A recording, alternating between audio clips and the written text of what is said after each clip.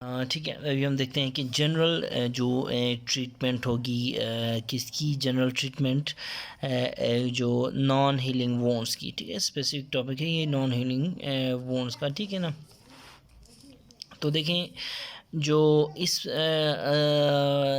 के लिए हमें सबसे पहले क्या ज़रूरी होता है, इसमें हमने देखना होता है सबसे पहले ये एज ऑफ पेशेंट नहीं है, ये असेसमेंट ऑफ द पेशेंट है। ठीक है, तो असेसमेंट ऑफ द पेशेंट में देखें जो सक्सेसफुल जो ट्रीटमेंट होती है किसी भी डिफ़िकल्ट वुंड की, उसमें जो ज़्यादा ज़रूरी न सिर्फ ये होता है कि हम वुंड को असेस करें, ठीक है, बल्कि हमें पेशेंट को भी असेस करना पड़ता है। ठीक है, करना चाहिए। ठीक है, तो हमें वुंड की असेसमेंट काफ़ी नहीं है। ठीक है, पेशेंट की असेसमेंट भी ज़रूरी है, ये कहता है। ठीक है, तो अब देखें कि जो पेशेंट में अगर कोई सिस्टेमिक प्रॉब्लम्स हैं पेशेंट में, तो ये सिस्टेमिक प्रॉब्लम्स क्या कर सकते हैं, ये इम्पेयर कर सकते हैं वुंड हीलिंग को। ठीक है ना, तो इसीलिए हमें रूल आउट करना होता है कि इसको कोई भी सिस्टेमिक प्रॉब्लम को। इसीलिए याद रखें, कोई भी नॉन हीलिंग वुंड है पेशेंट के जिस्म में, तो वो इंडिकेट करता है कि हो सकता है कि अंदर कोई सिस्टेमिक पैथोलॉजी मौजूद हो पेशेंट में। ठीक है ना, तो इस तरह के जो सिस्टेमिक जो पैथोलॉजी के जो रिस्क फैक्टर्स हैं, फैक्टर्स का की साइन याद है, तो इनको हमने देखना होता है। ठीक है ना, सही है, ये हो गया।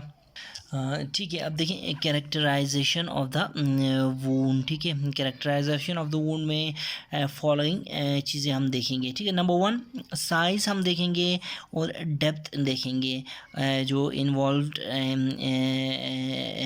इन्वॉल्वमेंट की। ठीक है, साइज़ देखेंगे, डेप्थ ऑफ इंजरी देखेंगे, या फिर इंजरी को इन्वॉल्वमेंट ऑफ द, मतलब इन्वॉल्वमेंट समझ रहे हैं ना, वूंड में इन्वॉल्वमेंट का जो एरिया है उसका साइज़ और डेप्थ। ठीक है, और उसकी एक्सटेंट ऑफ द अंडरमाइनिंग, उसकी अंडरमाइनिंग की एक्सटेंट को भी हम नोट करेंगे। ठीक है, और उसके बाद सेकंड पॉइंट जो है, हम appearance of the wound surface देखेंगे, आया ये नेक्रोटिक तो नहीं है या फिर वायबल है कि नहीं है। ठीक है, तो appearance of the wound surface. ठीक है, ये हो गया दूसरे नंबर पे।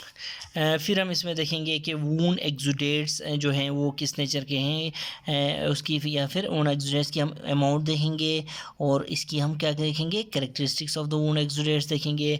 चौथे नंबर पे फिर हम पेरी वूंड का जो इर्द गिर्द वाला हिस्सा है, उसका जो टिश्यू है, उसका स्टेटस हम देखेंगे। वो उसका स्टेटस में आया ये पिगमेंटेड है, आया ये स्कार्ड है, आया ये एट्रोफिक है, या फिर इसमें सेलुलाइटिस वगैरह तो नहीं है, ये हम देखेंगे। ठीक है ना, ठीक है, देखें प्रोविज़न ऑफ एडिक्वेट ऑक्सीजन, ये देखें होता क्या है कि इसमें सबसे पहले इंजरी होती है। ठीक है, इंजरी होती है तो वूंड बनता है ना। इंजरी के बाद जब वूंड बनता है, ये इंजरी होती है, तो सिंपैथेटिक ओवर एक्टिविटी होती है, याद है, वेजो कंस्ट्रिक्शन होती है उसके बाद। ठीक है, जब वेजो कंस्ट्रिक्शन होती है ना, तो ये वेजो कंस्ट्रिक्शन रिस्पॉन्सिबल होती है इनएडिक्वेट टिश्यू ऑक्सीजनेशन की। ठीक है ना, इनएडिक्वेट टिश्यू ऑक्सीजन, जब वेजो कंस्ट्रिक्शन है वेसल कम हो गई है, तो ऑक्सीजन भी कम ही पहुँचेगा ना। ठीक है ना, ठीक है, तो ये जो सिंपैथेटिक ओवर एक्टिविटी है, ये ब्लड वॉल्यूम डेफिसिट की वजह से, या फिर पेन अनरिलीव्ड पेन की वजह से हो सकती है, या फिर हाइपोथर्मिया की वजह से हो सकती है।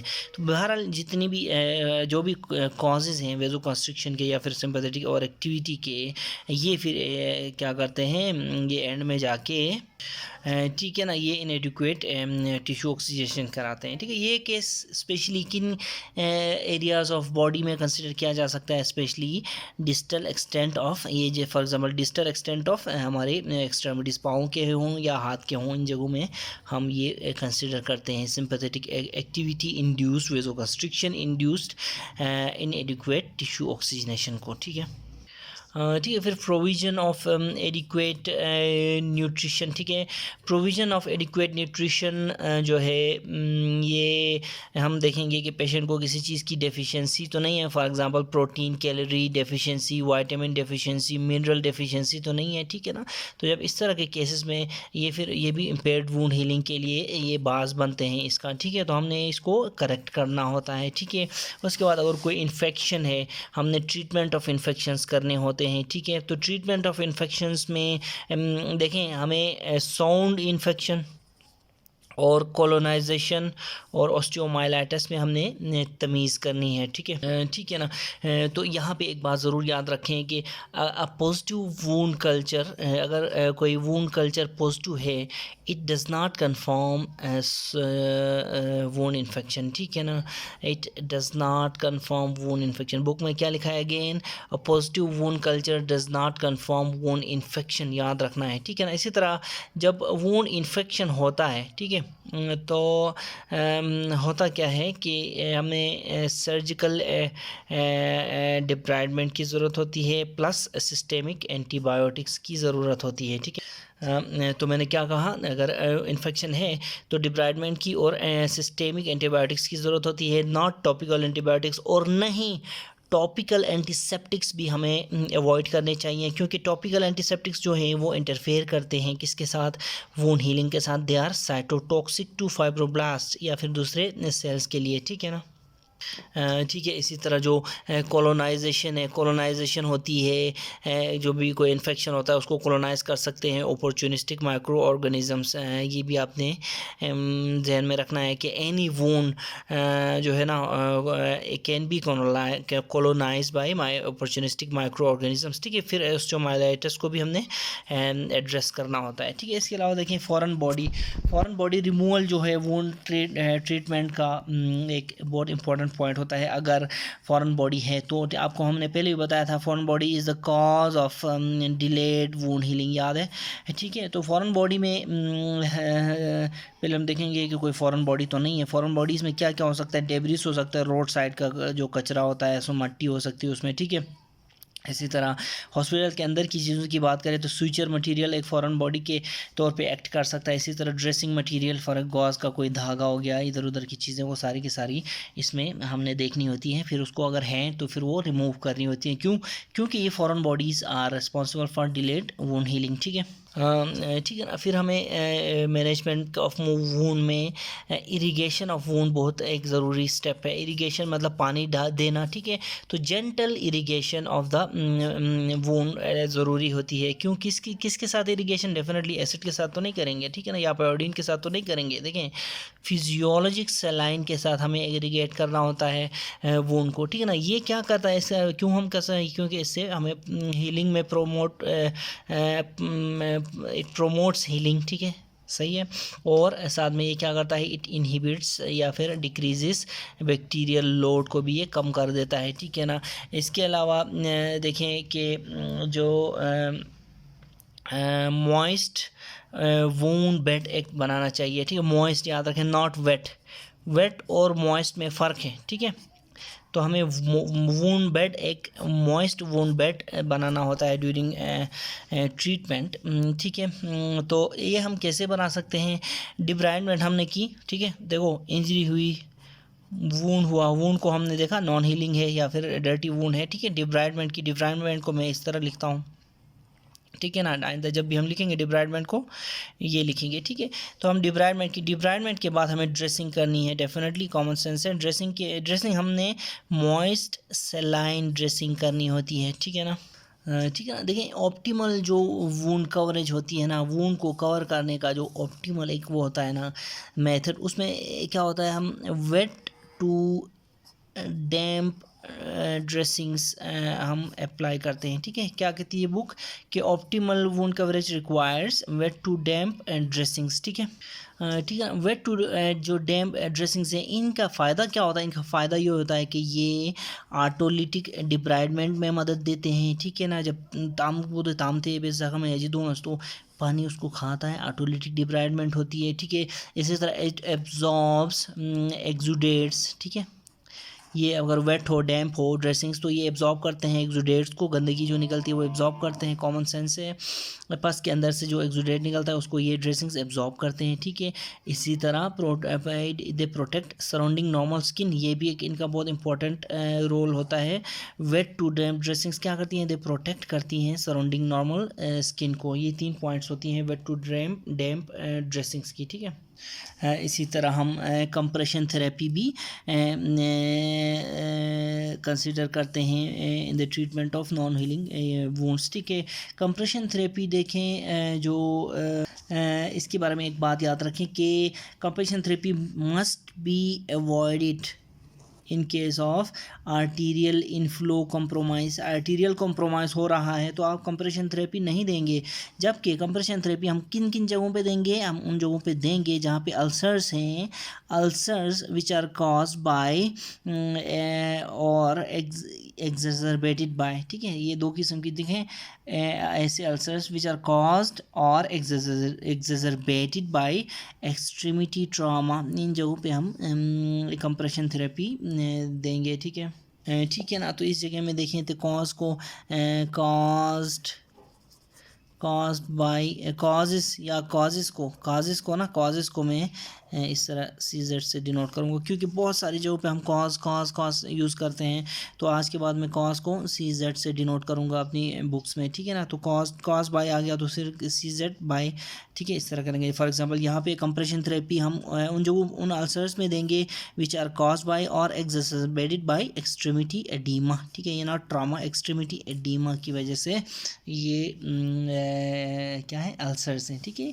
फॉर एग्जांपल ये कहने का मकसद ये कि हाथ में एक इंजरी हुई है, इंजरी कहीं किसी और चीज़ से हुई है, लेकिन बाद में एडीमा हुआ है, एडीमा की वजह से फिर अल्सर हुआ है, अल्सर ऐसे केसेस में हम कंप्रेशन थेरेपी देंगे, ठीक है। ठीक है, फिर हमारे पास management of wound, pain management, ठीक है। पेन मैनेजमेंट देखें, वुंड पेन जो होता है ना, वुंड पेन इसको हम कम कैसे कर सकते हैं। फॉर एग्जांपल हमने ड्रेसिंग की, ठीक है ना, ड्रेसिंग की, तो इस ड्रेसिंग में हमें देखो हमें रिमूव भी तो करना है इस ड्रेसिंग को। इस ड्रेसिंग को रिमूव करने के लिए हम क्या करेंगे, हम गीली करेंगे पट्टी को, ठीक है। पट्टी को मॉइस्ट करेंगे, moistening of the dressing before removal, ठीक है। इससे वुंड पेन कम होगा।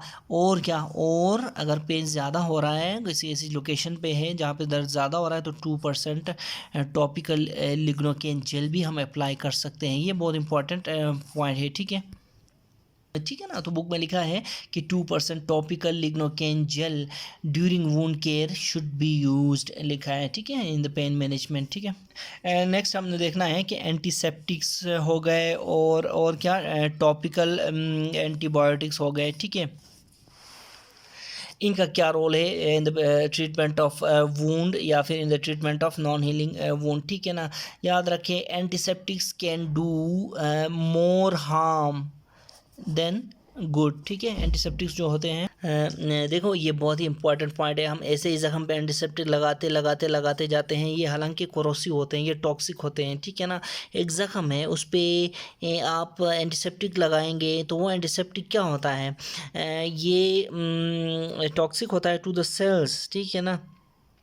इसकी एक ख़ास लिमिट में शुरू के ज़ख़म की बैंडेजेस में लगानी पड़ती हैं ये एंटीसेप्टिक्स, ठीक है। बाद में नहीं लगाएंगे। स्पेशली याद रखें, जब ग्रेनुलेशन टिश्यू बन चुका होगा ना वूंड में, तो उसके बाद तो आप एंटीसेप्टिक्स कंट्रा इंडिकेटेड हैं, ठीक है। If any wound is granulating, यानी ग्रेनुलेशन टिश्यू बन रहा हो, तो नेवर यूज़ एंटीसेप्टिक, ठीक है ना। क्यों? क्योंकि ये एंटीसेप्टिक जो होता है टॉक्सिक होता है, किसके लिए, फाइब्रोब्लास्ट के लिए।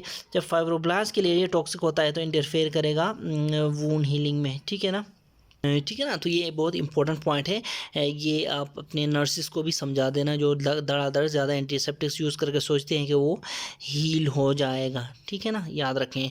इसी तरह एक और बात याद रखें, वूंड्स जो हैं जिनको क्लीनिंग की ज़रूरत पड़ती है ना, प्रॉपर क्लीनिंग की ज़रूरत पड़ती है, तो ऐसे वूंड्स को हम सेफ़ और इकोनॉमिकल तरीके से कैसे क्लीन कर सकते हैं? By the use of normal saline. इस नॉर्मल सलाइन को भी हम बॉडी टेम्परेचर तक गर्म करके, ठीक है ना, बॉडी टेम्परेचर तक गर्म करके यूज़ करें तो बेस्ट होता है। ठीक है, ठीक है ना। तो देखें ये भी कितनी अच्छी बात है, सिर्फ नॉर्मल सलाइन से कम खर्चे में आपका ज़ख्म धुल जाता है, साफ़ हो जाता है। ठीक है ना। और ये भी ऐसे वुंड्स जिनमें क्लीनिंग की ज़रूरत पड़ती है, ठीक है, उसको हम नॉर्मल सलाइन से साफ़ करते हैं कम खर्चे में। ठीक है, इसी तरह टॉपिकल एंटीबायोटिक्स देखें बहुत इंपॉर्टेंट बात है। अगेन हमारे कुछ लोग जो हैं वो कोई ज़ख्म लगे तो उस पर पैराडोल छिड़क देते हैं, कोई एग्वेंटिन की गोली छिड़क देते हैं, कोई इस तरह की चीज़। तो topical antibiotics are not recommended. Again देखें नॉट रिकमेंडेड, क्यों? क्योंकि इससे रेजिस्टेंस बढ़ जाती है और सेंसिटाइजेशन का ख़तरा होता है। ठीक है, बुक में लिखा है कि they are not recommended in routine as resistance and sensitisation following the application में अराइज। ठीक है ना, तो ये रेजिस्टेंस अराइज हो सकती है, सेंसिटाइजेशन अराइज हो सकती है टॉपिकल एंटीबायोटिक्स के इस्तेमाल से। ठीक है, ठीक है ना। तो नॉन हीलिंग वुंड्स में एक जो एक ऑप्शन हमारे पास सर्जरी का भी आ जाता है। तो सर्जरी हम डिसाइड कर सकते हैं डिपेंडिंग ऑन द क्या nature and depending on the extent of the क्या जो है ना वूंड। ठीक है ना। तो surgery can be ranged from, surgery can range from debridement भी हो सकती है, प्राइमरी क्लोजर से लेके स्किन ग्राफ्टिंग से लेके फिर फ्लैप कवरेज तक भी हम सर्जरी सोच सकते हैं। तो ये सारे सर्जिकल ऑप्शंस हैं वूंड के treatment of non healing wound के। ठीक है ना, ये हो गया।